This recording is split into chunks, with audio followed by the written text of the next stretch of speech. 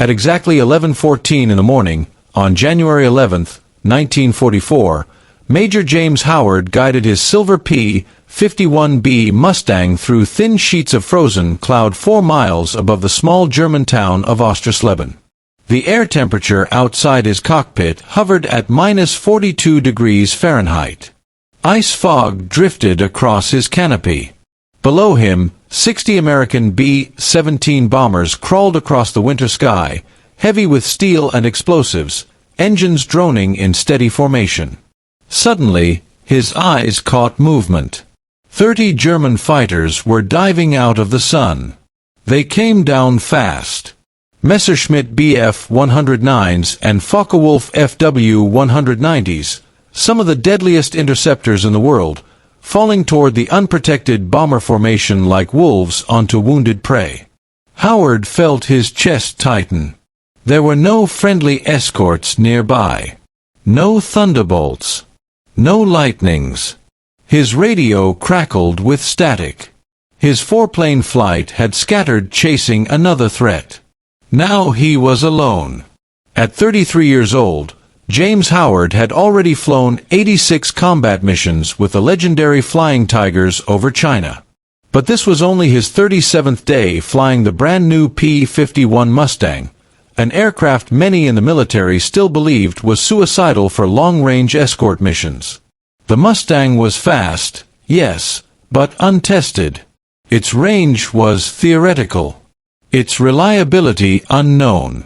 In the previous 4 months, the 8th Air Force had lost 180 bombers in only 3 unescorted missions deep into Germany. On Black Thursday alone, October 14, 1943, 60 bombers had been shot down in a single day. 600 airmen lost. The daylight bombing campaign had nearly been abandoned. Now, 60 bombers and 600 lives hung in the balance once again.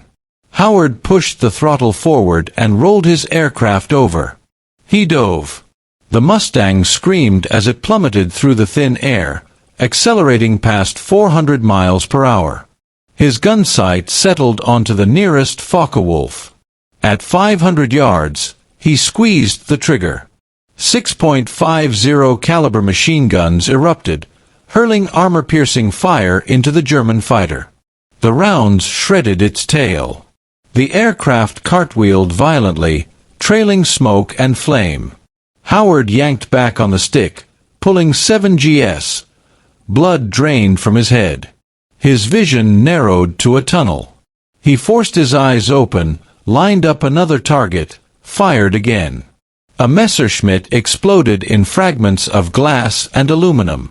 He rolled inverted, dropped onto another fighter, fired. 3 enemy aircraft destroyed in 40 seconds. 27 remained. There was no voice on the radio. No orders. No help.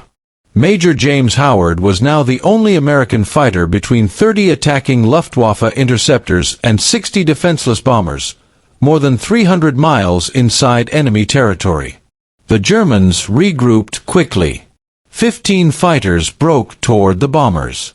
15 turned to destroy the lone Mustang. They expected him to retreat. Howard charged instead.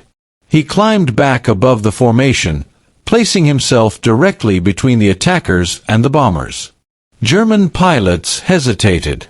This wasn't standard American doctrine.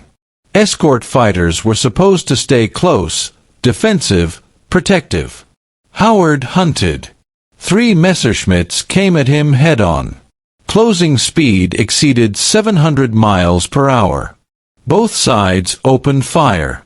Howard's tracers walked up the nose of the lead fighter. The German pilot broke away, trailing coolant and smoke. Howard reversed hard, blacked out for a split second, recovered, and slammed another FW-190 out of the sky. 4 down. Inside the bomber formation, ball turret gunner Staff Sergeant William Thompson stared upward in disbelief. He had flown 19 missions. He had seen escorts turn back at the German border. He had seen bombers ripped apart. He had never seen this. The Mustang never stopped moving. It dove, climbed, rolled, attacked, repositioned, attacked again, always placing itself between the bombers and death.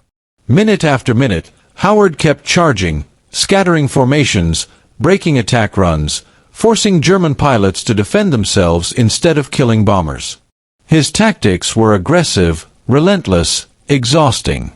At 11:26, his first gun jammed. Ice had seized the bolt. Standard procedure demanded retreat. Howard ignored it. He kept attacking. By now, German pilots realized this wasn't normal. This wasn't rational. They changed tactics, setting traps, attempting to bracket him between formations. Howard flew directly into them. He dove from the sun, obliterated another fighter, then climbed straight into an ambush, only to roll inverted and dive headlong through it, scattering the attackers once again. 6 kills. 7. 8. His ammunition supply dwindled. His guns froze one by one. The temperature bit into his hands. His oxygen system flickered warnings. Hypoxia crept into his bloodstream, narrowing his vision, dulling his reactions. Still he fought. At 11:34, 22 German fighters launched a coordinated multi-axis attack on the bombers. Howard hit them head-on. He destroyed 2 more aircraft in seconds. 10 kills. 11. But now his guns were empty. No ammunition remained. And still 18 enemy fighters swarmed the sky. Howard had a choice. He could leave. His fuel was low. His oxygen failing. His aircraft damaged. Or he could stay. He stayed. Without ammunition, he turned his fighter into a weapon of intimidation. He dove at enemy aircraft, close to within feet, forcing them to break. German pilots, unsure if other Mustangs lurked nearby, disengaged rather than risk collision. Howard chased them, harassed them, disrupted every attack. Minute by minute, he bought time. Time for the bombers. Time for reinforcements. At 11:44, distant dots appeared in the western sky. P-47 Thunderbolts. 36 of them. The Luftwaffe finally broke off. They had lost 11 fighters. 11 pilots.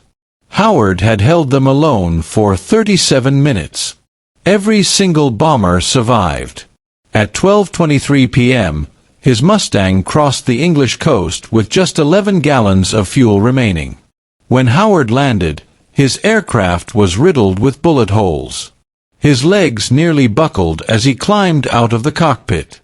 He had spent 90 minutes in continuous combat, much of it without ammunition, oxygen, or heat. He quietly told his crew chief, maybe 3 or 4. Hard to tell. Gun camera footage later confirmed 11 confirmed kills. 2 days later, the commander of the 8th Air Force personally recommended him for the Medal of Honor.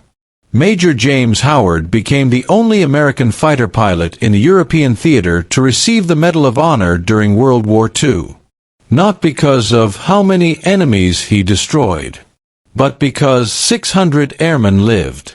His actions changed fighter doctrine forever. Escort pilots were no longer bound to defensive formations.